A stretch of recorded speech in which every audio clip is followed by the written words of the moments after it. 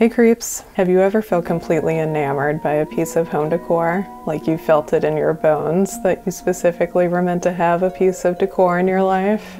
Well, that's how I felt about Midge Munster's aqua skeleton floor lamp for about the last 2 years. If you're unfamiliar with Midge Munster's YouTube channel and you like what I do here, I would definitely check out her video library where she does DIYs, travel vlogs, and decorate with me's all in impeccable vintage style with a haunting twist. She also hosts a podcast called Ghouls Night In with Penny Snark, where they alternate telling each other about a spooky topic in a super accessible 30-minute-ish format, which I highly recommend as well. Truth be told, I shopped around the internet to see how much a skeleton floor lamp would set me back, and they tend to be quite costly, which I get for many of these examples. They've created a mold and then created a cast from said mold, so that elevated price point is totally warranted. However, in true DIYer fashion, I've deemed this project completely DIYable, so that's what I intend to do. Welcome to the channel, the place to come for spooky DIY home and lifestyle content all year long.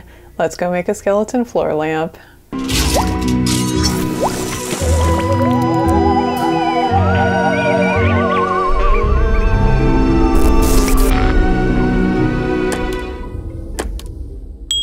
After evaluating the height of my skeleton in relation to the lamp, I determined that even after removing the head, that the body was going to be too long for the lamp pole. So I needed to determine how I was going to shorten my skeleton and then how I planned to attach it to the lamp. In an effort to not completely throw the proportions off of my skeleton, I plan to remove one of the vertebrae and also take out 1 inch of femur on each leg. As far as my attachment to the lamp strategy, my initial plan was to thread my lamp rod through a piece of 3/4 inch PVC pipe that would serve as a support for several 4-way cross connectors that would have holes drilled through the extensions on the sides, serving as attachment points for zip ties, placing through the rib cage and hip bones.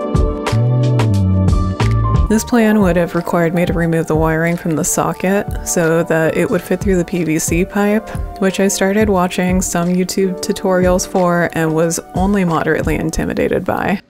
With this, at best, shaky plan in motion, I went to retrieve some supplies, including 3 4-way connectors, a full length of 3/4 inch PVC pipe, and some PVC pipe cutters.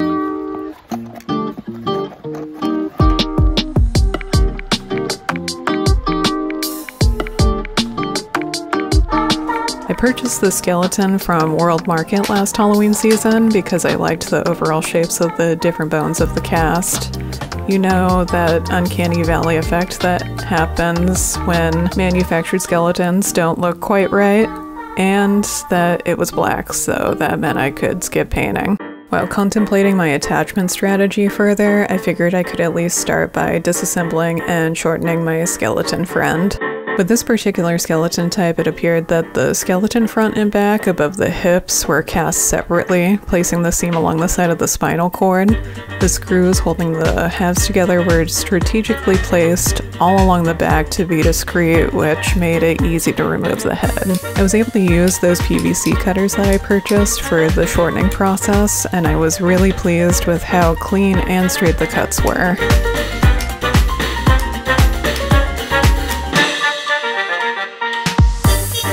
When removing one vertebrae, I tried to do it in a way that would appear seamless later.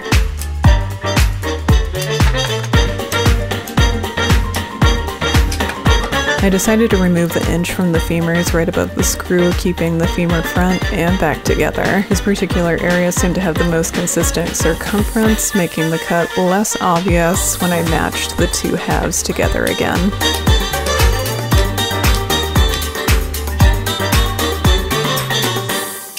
After sleeping on it, I determined that my PVC chaos attachment method was probably not the best plan, and instead came up with the idea to use pipe hanger straps to wrap around the lamp pole, and then use screws through the strap holes into the back of the skeleton. I have a habit of sometimes making projects far more complex than they need to be, incorporating a bunch of different materials, then trying to find ways to connect and integrate all the materials involved so that the end result is structurally sound.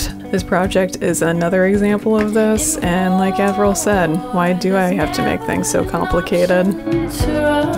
My plan to connect the leg parts and my spine parts back together was to insert and then screw wooden dowels up through the spine and leg cavities, bridging the gap.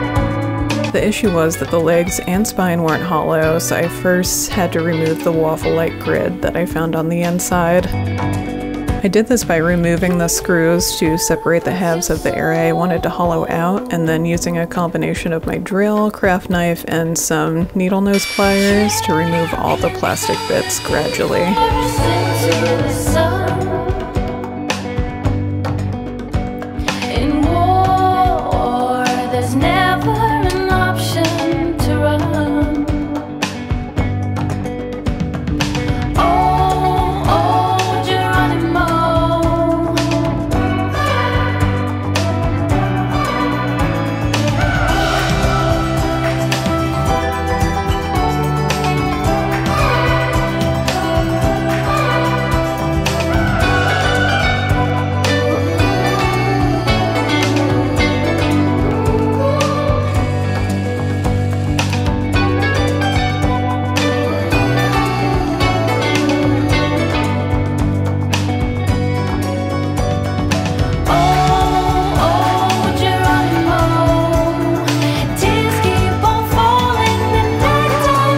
I tried to be diligent about cutting away from myself, but I did have an accident with the craft knife.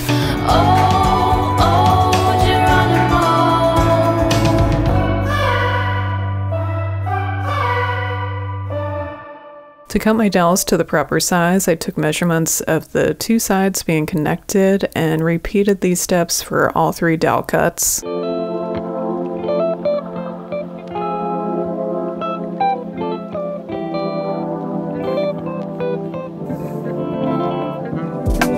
To camouflage my pipe straps, I decided to paint these black, just in case they were somehow noticeable when looking at the light from the front side.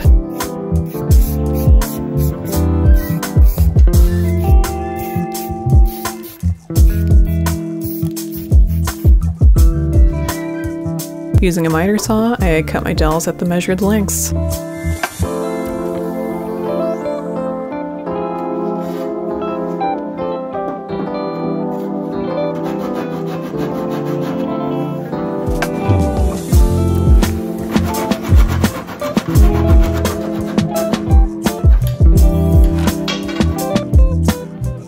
To keep the dowels in place, I put a screw on either side of the cut, making sure to hide the screws by placing them only on the skeleton's back.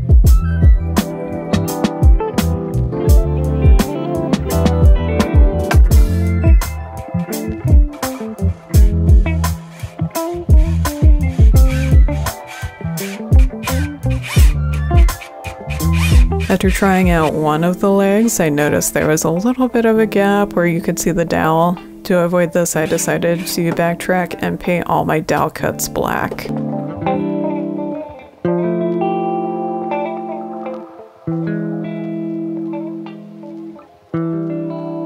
With the dowels painted and dried, I got back to reattaching the legs, followed by attaching the ribs back to the rest of the spine.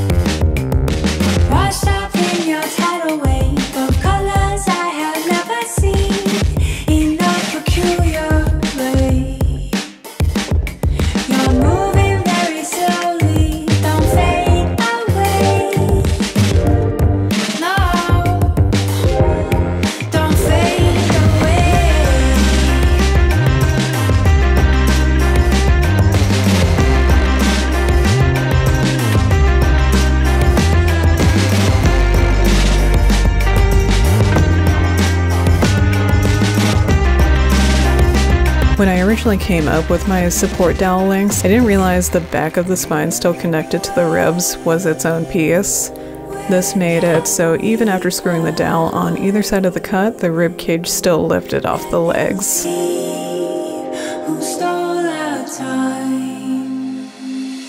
To rectify this issue, I decided to reassess my dowel length going up into the rib cage, and ultimately decided that the way to provide the most support would be to have the dowel go most of the way up through the spine behind the ribs. This meant I needed to remove the plastic waffle grid in the spine. To avoid further accidents, I came up with a much safer technique of cutting down into the spine with the craft knife, cutting little wedges of plastic with every cut.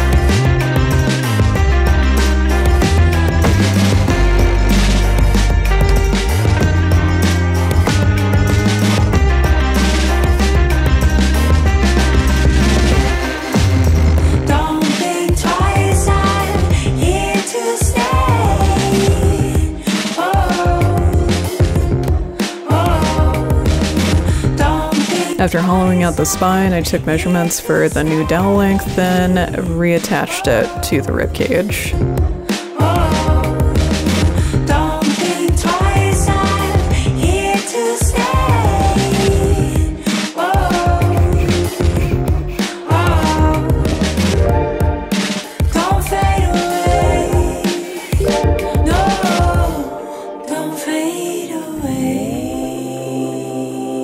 The back of the spine piece had a plastic cap that was going to interfere with the dowel being able to go through, so I made sure to cut this away too. Then it was time to cut the new dowel, followed by painting, drying, and then inserting it into both halves of the spine, only to realize I mismeasured and I needed to remove 1.5 inches from the length.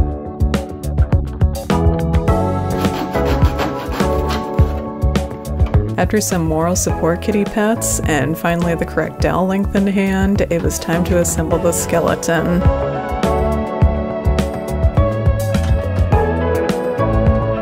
For this particular area, I put in 3 screws, 1 to connect the hips and legs, 1 for the center spine piece, and 1 for the rib cage, and it worked. Funny side note, I've owned this lamp for several years and only noticed in the last couple days that the top of the lamp pole is gold while the rest is gray. I don't know. My only defense is that I think I thought this was the foil on the inside of the lampshade reflecting off the pole. To get an idea of where my pipe straps were going, I first made marks on my skeleton's back, then pre-drilled holes for attachment ease later.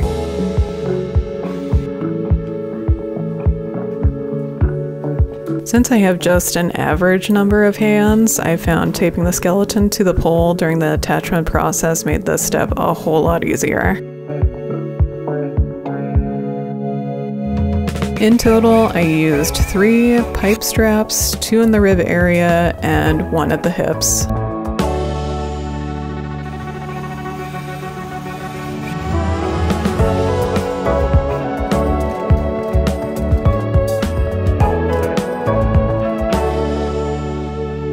Thank you for bearing with me on this one. Because of my novice abilities at making novelty floor lamps, there was a lot of back and forth in this process, but looking back at what I accomplished, I think it was totally worth it. If you haven't subscribed, please consider doing so to get Creepy Craft content on your homepage every other week. And thank you as always for visiting my Creepy Craft corner of the internet and for watching till the end. Now let's see those final shots. On a cold night.